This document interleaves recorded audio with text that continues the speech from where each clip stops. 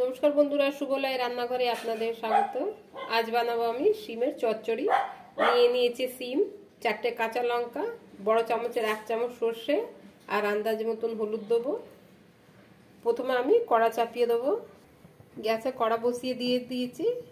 কড়াটা গরম হয়ে গেছে, দিয়ে দেবো সর্ষে তেল।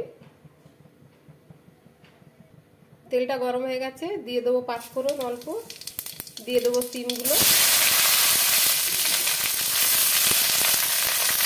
শিমগুলোকে একটু ভালো করে ভাজা ভাজা করে নেব।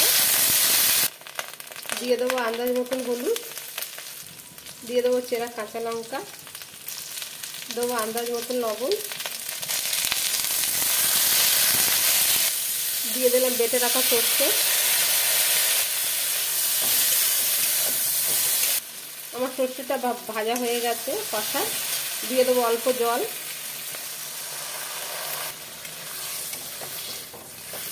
ঢাকনা লাগিয়ে সেদ্ধ হতে দেবো শিমটাকে।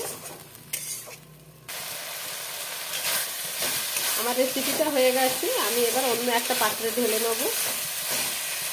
আমার শিমের চচ্চড়ি রেডি হয়ে গেছে। যদি আপনাদের আমার এই ভিডিওটা ভালো লেগে থাকে তাহলে লাইক, কমেন্ট, সাবস্ক্রাইব অবশ্যই করবেন। ধন্যবাদ।